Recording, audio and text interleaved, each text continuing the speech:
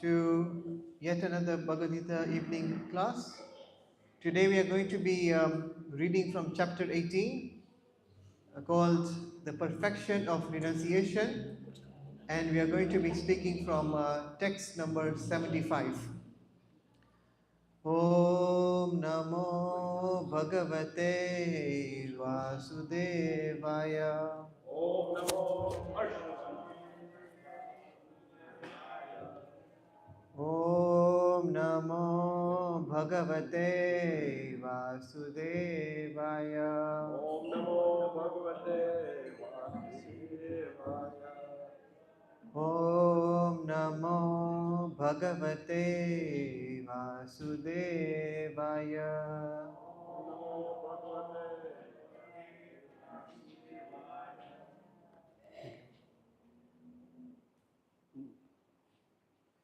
Okay.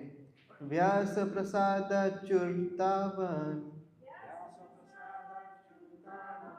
Etad Bhuyam Aham Param Yogam Yogeshwarat Krishnat Yogam Yogeshwara Krishna. Sakshat Khatayanta Swayam Sakshat Kathayata Swayam. Vyasa Prasada Churvan Vyasya Prasada Churutvaman. Vyasa Prasada Chrutavan Etat Bhuyam Aham Param. Etat Bhuyam Aham Param. Yogam Yogeshwara Krishna. Sakshat Kathayata Swayam. Sakshat Kathayata Swayam. Vyas Prasada Sutva.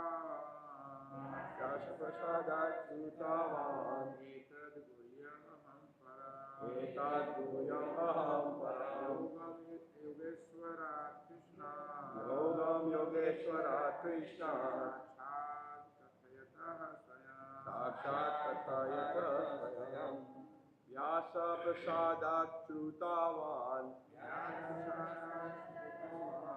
Etad Guhyam Aham Param. Yogam Yogeshwara Krishna. Yogam Yogeshwara Krishna. Sakshat Kathayata Swayam.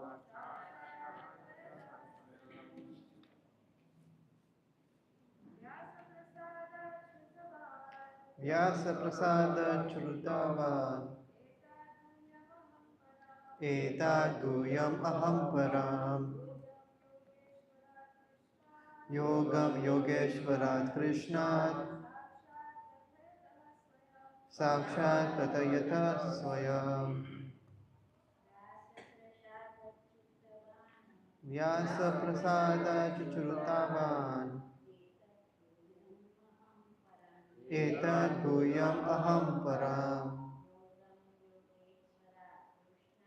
Yogam Yogeshwarat Krishnat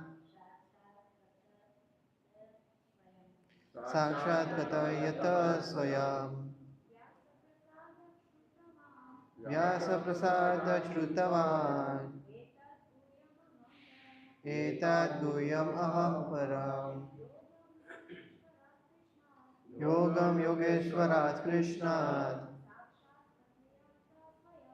Sakshat Katayata Swayam. Okay, Vyasa Prasadat, Vyasa Prasadat. by the mercy of Vyasadev, The mercy of God. Shrutavan, Sutavan. have heard, Have heard. Etat, Etat. this, This. Guyam, Guyam. confidential, Confidential. Aham, Aham. I, I. Param, Param. the supreme, The supreme. Yogam, Yogam. mysticism, Mysticism. Yoga Ishwarat, Yoga Ishvara. from the master of all mysticism, From the master of all mysticism. Krishnat, Krishna. from Krishna, From Krishna. Sakshat, Sakshat. directly, Directly. Katayata, Katayataha. speaking, Speaking. Swayam, Swayam. personally. Personally. Translation perverted by His Divine Grace A.C. Bhaktivedanta Swami Prabhupada, Srila Prabhupada ki. Okay, please repeat after me. By the mercy of Vyasa, By the mercy of Vyasa, I have heard these most confidential I have heard these most confidential talks directly from the Master talks directly from the master of all mysticism, of all mysticism, Krishna, Krishna, who was speaking personally to Arjuna. speaking personally entirely to Arjuna. Okay, perfect. Vyasa was the spiritual master of Sanjaya, and Sanjaya admits that it was by Vyasa's mercy that he could understand the Supreme Personality of Godhead. This means that one has to understand Krishna not directly, but through the medium of the spiritual master. The spiritual master is a transparent medium, although it is true that the experience is still direct. This is a mystery of the disciplic succession. When the spiritual master is bona fide, then one can hear Bhagavad Gita directly, as Arjuna heard it. There are many mystics and yogis all over the world, but Krishna is the master of all yoga systems. Krishna's instruction is explicitly stated in Bhagavad Gita: surrender unto Krishna. One who does so is the topmost yogi. This is confirmed in the last verse of the 6th chapter: Yoginam api sarvesham. Narada is a direct disciple of Krishna and the spiritual master of Vyasa. Therefore, Vyasa is as bona fide as Arjuna because he comes in the disciplic succession, and Sanjaya is a direct disciple of Vyasa. Therefore, by the grace of Vyasa, Sanjaya's senses were purified and he could see and hear Krishna directly. One who directly hears Krishna can understand this confidential knowledge. If one does not come to the disciplic succession, he cannot hear Krishna. Therefore, his knowledge is always imperfect, at least as far as understanding Bhagavad Gita is concerned. In Bhagavad Gita, all the yoga systems, Karma Yoga, Jnana Yoga, and Bhakti Yoga, are explained. Krishna is a master of all such mysticism.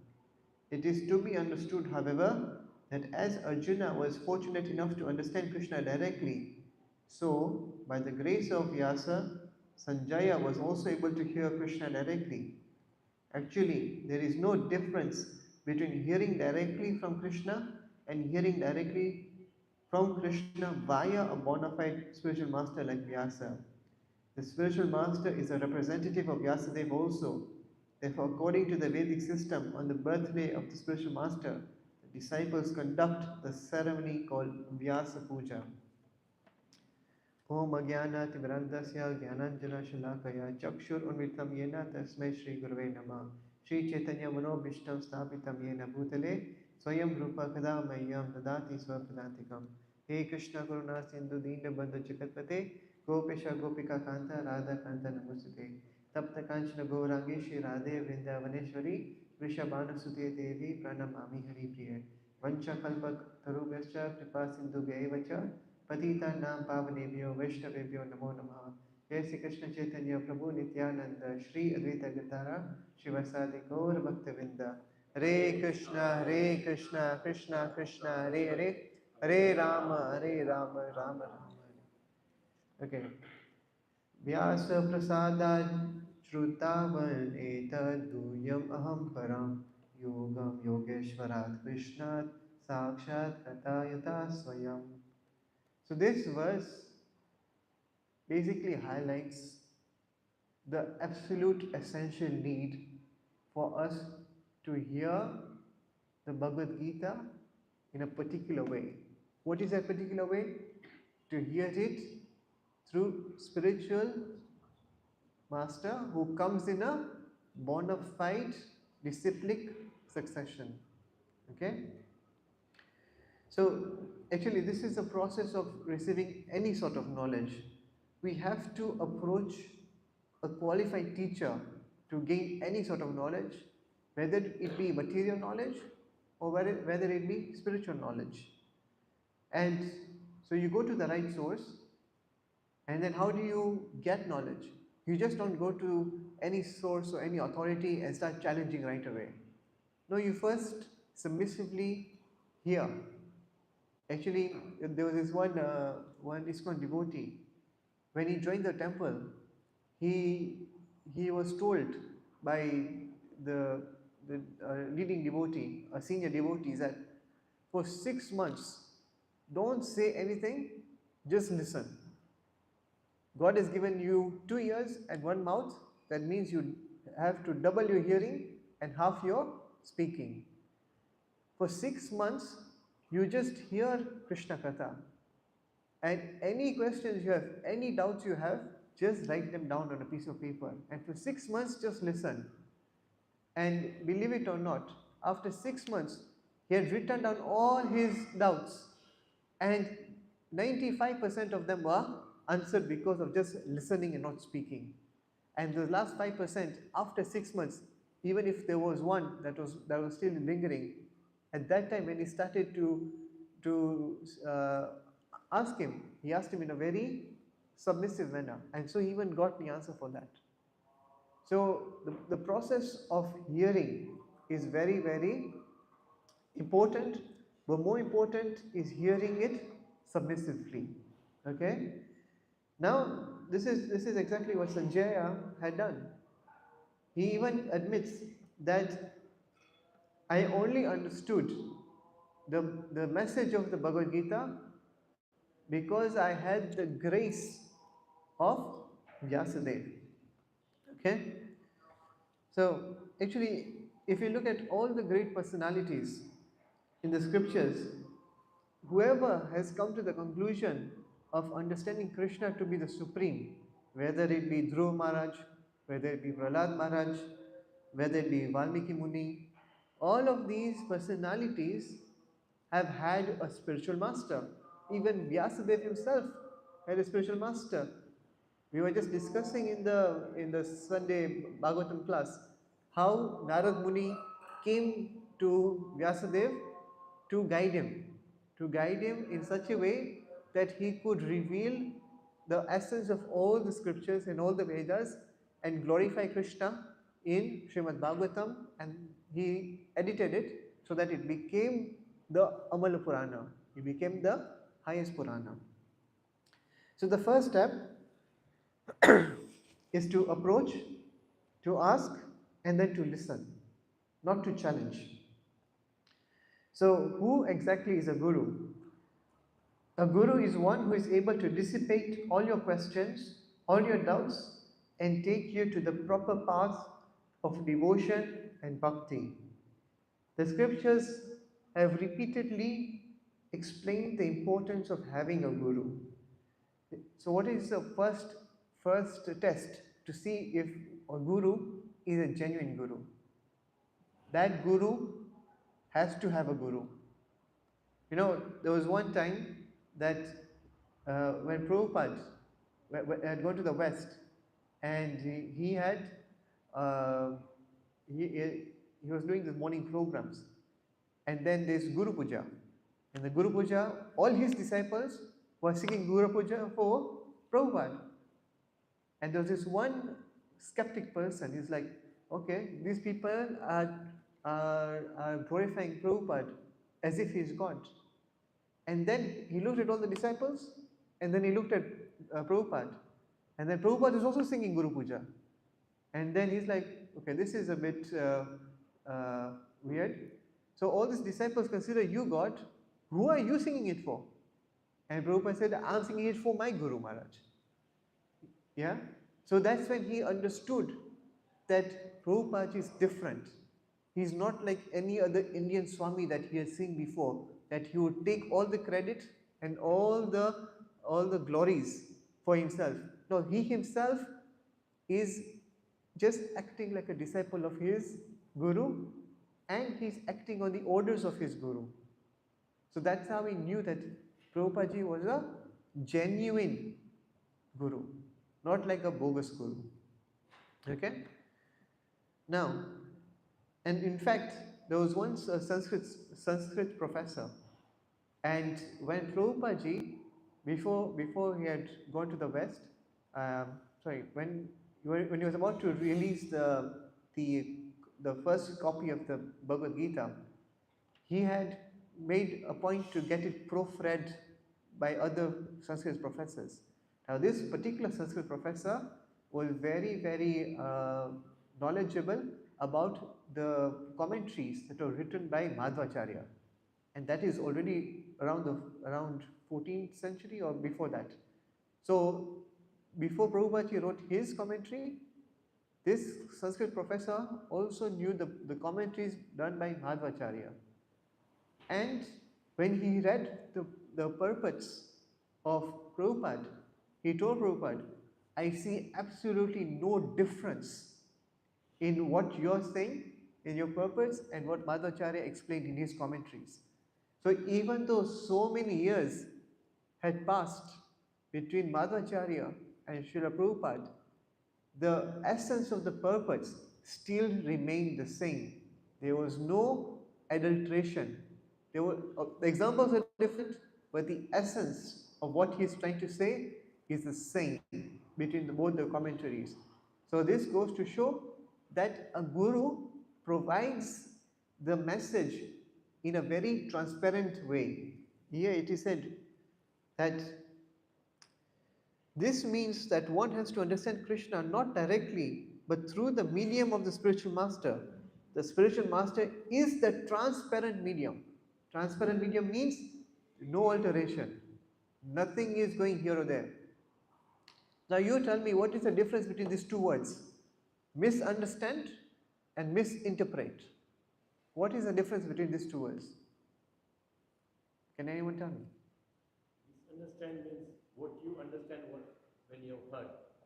But misinterpretation is if I heard something, but what I'm trying to tell to others is different from the message he gives is different from what you understand. Yeah, so misunderstanding is you've just not understood the grasp of the subject matter. But misinterpreting is you've understood it, but then when you're telling it to somebody else, you've changed the thing. Which is worse? Misinterpreting. Because misunderstanding can be an honest mistake because you don't know and it's not your fault, you just don't know it. But misinterpreting is you've understood it, or maybe you've not understood it. Trying to minimize the other person. Yeah, try to minimize. So, like for example, if all of you were only Hindi speakers and I was only an English speaker and I had a translator with me who could do this, so I'll be giving the class in English and he'll be translating from English to Hindi, but he could have, I don't know Hindi, so he might have said something else. You might have heard something else, and what I intended to say is got lost in the middle. Yeah. Then now imagine some person from outside. He comes and he understands English and Hindi, and then he realizes that I am speaking something else. This translator is adding his own khichdi, and then he says like, "What are you doing? What are you doing? Why are you spoiling the class?" Right? So this is the point that gurus do not misinterpret it. And how can you misinterpret it? Either by reducing something or by adding your own thing. So Prabhupada said that there are so many Gitas out there, but none of them can be called Bhagavad Gita as it is. And so one disciple said that, but what about this Gita? He says, what if I create a commentary on the Gita? He's like, okay, you can create, but it will be called Bhagavad Gita as you are, instead of Bhagavad Gita as it is. Yeah? So it is always unchanged and it is always authentic. And guru also means, so we say that guru is a person who has a guru. So he comes in a line of spiritual qualified teachers. Second, his message is the same as the previous acharyas. Now you can say that actually there's only one guru. Yeah, there can be many gurus, but it's all considered to be one guru because the message is the same. So it doesn't matter whether I'm delivering it, or another person is delivering it, or a third person is delivering it. Because what we are all saying is the same thing, in one sense, we can all be considered just to be one guru. That's why there are no gurus. There's no sa, there's no plural. It's only guru. There's only one in the sense that the message is one. Message is one. Okay? Now, so guru means one who also shares realized knowledge, engrossed in subject matter. Now, the guru is not somebody who just has got theoretical knowledge. He has got realized knowledge. Even it says here that the spiritual master is the transparent medium, although it is true that the experience is still direct. So, the guru, although he is heard from his guru, until and unless he himself has understood and realized that knowledge, he will not be able to give it forward. He cannot give it forward. Okay? So as it says in 434, Tad vidhi pranipatena pariprashnena sevaya upadekshanti te gnanam jnaninas tattva darshina. These are tattva darshina. They have seen the truth. Meaning what? That they have realized what the scriptures are trying to say. They have awakened their love for God. And because they have got it, they can give it. This is a simple rule in this world. You cannot give what you do not have. If you want to give 1,000,000 shillings, but you have 10,000 shillings, how can you give 1,000,000 shillings? You can only give 1,000,000 shillings if you have at least 1,000,000 shillings in your bank account. Otherwise, how can you give? So, a person can only become a guru if he himself has got love of Godhead or is at the stage that Arjuna is, that he is a pure devotee. Okay?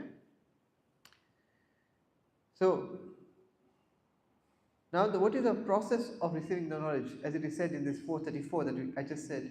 It is to approach a proper person, qualified teacher, submissively hear, and so when the inquirer is honest and eager and the speaker is authorized, then the perfect process of sharing and receiving knowledge begins. Okay? Okay. Now the question is, why exactly do we need a guru? Why exactly do we need a guru? So now in this there is a very nice example that one time they were a follower of Guru Nanak and they had gone to Jagannath Puri. Now Guru Nanak had gone into the temple of Jagannath Puri to glorify. And now when he goes into the temple of Jagannath Puri, he starts singing the glories of his guru. And the Jagannath temple pandas, the pandits there, they are like, here is Jagannath, he is God himself. Why are you singing glories of your guru? Yeah, you sing glories of Jagannath, sing glories of God. And he said, this person is a bit gone crazy. And then Guru Nanak came down and all his followers were waiting outside. And as soon as Guru Nanak was coming down, all his followers were singing his glories. And then the pandas were like, this guy is crazy, his followers are also crazy. And so they asked Guru Nanak, so why is it that your disciples are singing your glories and you are singing the Guru's glories inside the temple, in front of Jagannath? And so Guru Nanak said, get me a long piece of wood, okay, and create a bonfire. Now he said, touch your hand in the fire. He said, no, I'll get burnt. I'll get burnt. Okay, no worries, Guru Nanak said. Take this long piece of wood, hold one hand of the wood and hold the other end into the fire. He said, okay, I can do that much. And now he asked, are you touching the fire now? Yes, indirectly I am touching the fire because there is the wood in between. So that wood is Guru. Because you cannot approach the the purity, the effulgence of Bhagavan directly, you need somebody who can connect you, who can hold your hand and at the same time hold also onto Krishna. And that way you are also connected to Krishna. And so this is how we connect to Krishna. This is the parampara system, is that Krishna is being held by the first guru, and then all the gurus subsequently are holding on to the lotus feet of their gurus, and so it creates a whole disciplic chain. And if you hold on to it, you are also connected to it, and that's how you connect yourself to Krishna. Okay? So another example that is given is Guru is like a telescope. You'll be like, what do you mean? So what is the features of a telescope?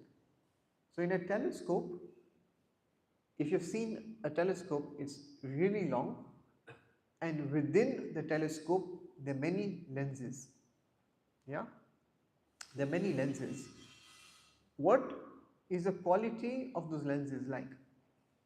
So, a telescope can magnify something that is very far away. Yeah, you can see the moon in a very big shape through the help of a telescope. So similarly, the guru is like this. The guru is like the lens. Bhagwan is very far away. You are here, but he'll be able to magnify Krishna's presence in your life so much that you'll be able to just about touch Krishna. That is the beauty of guru. And what is another thing? That for you to be able to see the moon clearly, all the lenses have to be clear. They have to be without dirt, meaning they have to be pure. If they were colored, the moon might be white, but you see it as red. No, we don't want that. We want to see the moon as it is. So if you want to see the moon as it is, you have to take shelter of a telescope which has got all its lenses to be clear and without dirt. Then only will you be able to see Krishna, or in this case the moon, very clearly. Right? But we also needed, then they say that okay, we can have a guru, but why do we need a living guru? Why can't we not have a guru who has been there and done it? Why do we need a living guru? Because we need a living guru to help us correct our course. Person who gives us direction. If we are ever going to get lost, who is there to correct us? We need a living guru. Now this is very nice Sanskrit verse that appears in the Mahabharata. Tell me if you've heard of it. Keshavam patitam drishta Pandava harsha nirbala Rudanti kaurava sarve ha ha Keshava Keshava. Rough translation. Keshavam patitam drishta. Lord Krishna fell from the chariot. Pandava harsha nirbala. And the Pandavas started laughing so much. Rudanti kaurava sarva. And all the Kauravas are crying. Ha ha Keshava Keshava. Oh Krishna, oh Krishna. You'll be like, what? Where does this happen? When does Krishna fall from the chariot? When do the Pandavas get happy seeing Krishna falling? When do the Kauravas cry out in separation and in loving separation that, oh Krishna, you've fallen? Have you seen that happening? No? This is the actual meaning of the shlok. Keshavam. K and plus Sha. If you add these two Sanskrit words together, they also mean a dead body. Then patitam means it's floating. And drishta, it's floating on the water. Pandava, harsha nirbala. Pa means water. And andava means eggs. So Pandava means those creatures that are born through eggs in the water. What creature is that? Fishes. So Pandava also means fishes. Harsha Nirbala, they became very happy because why? They saw food. Food is coming. And Rudanti Kaurava. And who is crying? Kaurava. Rava means to cry, and Kaura means very, very bad. The sound is very bad crying. And who cries in a very harsh tone? Wolves. Rudanti Kaurava Sarve. All the wolves were crying so much. Why are they crying? Ha ha, Keshava, Keshava. Oh, dead body is going, dead body is going. We have lost our food, we have lost our food. When who is gaining? The fishes. And because they've gained it, they are Harsha Nirbala. They are enjoying. Now imagine if we did not have a guru to tell us what this Sanskrit means. We will make a whole khichdi out of the understanding of the Gita and the Mahabharata. Imagine this. So it's very important that we have a guru and we are always in a disciplic success. We are connecting to the guru who is part of a bona fide spiritual disciplic succession. Okay? And there are actually four. There are four sampradayas, as I say. There is the Brahma Sampradaya, Rudra Sampradaya, Sri Sampradaya, and Kumara Sampradaya. These are the four authorized receivers or starters of Vaishnava traditions, Vaishnava Sampradayas. And Chaitanya Mahaprabhu took principles from each four of them when he presented the greatest philosophy of Achintya Bheda Ved. When he introduced the Gaudiya Vaishnava movement, he took the strongest points from each four of them and created, and that is why the Brahma Gaudiya Vaishnava Sampradaya is the most complete, because it has taken all the strengths from all the other Vaishnava Sampradayas. So we are very lucky that we are getting the chance to hear of Bhagavad Gita as it is by a very pure devotee of Krishna who has presented the messages of Krishna without adulteration, who has done the job of a postman. A postman just delivers the message as it is, and in that he is perfect. That is his perfection. And if we can follow and apply the same understanding in our life, we too will become perfect. And all of this starts with us following the regulations and by following at least chanting of 16 rounds of Hare Krishna Mahamantra. Hare Krishna, Hare Krishna, Krishna Krishna, Hare Hare, Hare Rama, Hare Rama, Rama Rama, Hare Hare. Granthra Srimad Bhagavad Gita ki jai, Srila Prabhupada ki jai. Anyone has any questions or comments? Prabhuji, you mentioned Achintya Bheda Ved. Yeah. I've heard of that. Please explain what that means. So Achintya means inconceivable. Bhed means differentiated, and Abhed means not differentiated. So Achintya Bheda Bhed basically means the inconceivable oneness and difference of the soul and Bhagavan. So how are we same? We are same in the sense that we are both of the spiritual nature, but we are also different. How? Because we are minute and he is big. We are Vibhu, we are Anu and he is Vibhu. So in that sense, same and not the same. And Achintya, it is inconceivable how this is happening. We cannot conceive this, how this relationship actually is. That how can we be same and not the same at the same time? And it is beyond our capability to understand. Otherwise, Prabhuji can explain more. You can define all the subject matter, spiritual subject matter, through this Achintya Veda. All the subjects. Okay. Any other questions? Okay, thank you. Hare Krishna.